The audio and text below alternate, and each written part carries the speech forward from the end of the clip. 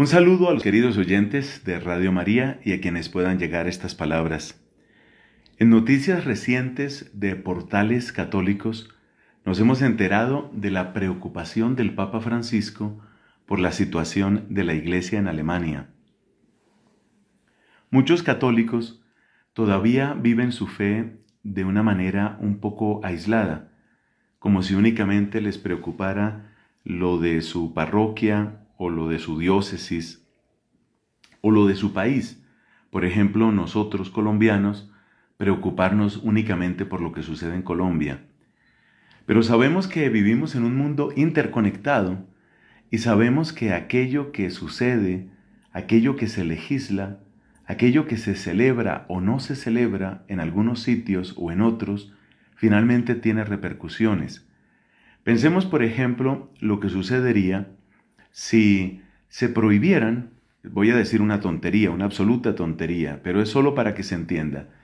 Imaginémonos que, por ejemplo, un país, y voy a ser más absurdo todavía, Italia prohíbe los diáconos permanentes. Es una tontería lo que estoy diciendo, solo un ejemplo.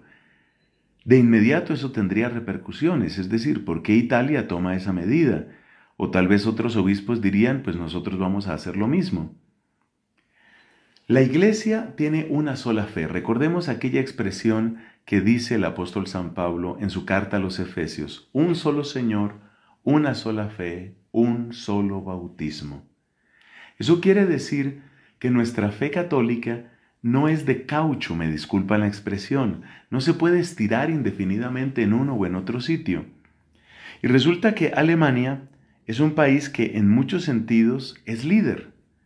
Es líder en economía, se le ha llamado el motor de la Unión Europea, es líder en tecnología, es líder políticamente, económicamente, es líder desde el punto de vista del pensamiento. Si nosotros hacemos un pequeño recorrido por la historia de la Iglesia, no podemos negar el papel de Alemania, por ejemplo, en la investigación bíblica, en la investigación teológica, en el movimiento litúrgico. Es decir, que la Iglesia en Alemania tiene repercusiones mucho más allá de las fronteras de Alemania. De hecho, en muchas parroquias, y utilizo conscientemente la palabra, en muchas parroquias y lugares de misión en Colombia, se ha recibido el beneficio de la generosidad de los católicos alemanes, a través de instituciones como por ejemplo Miserior.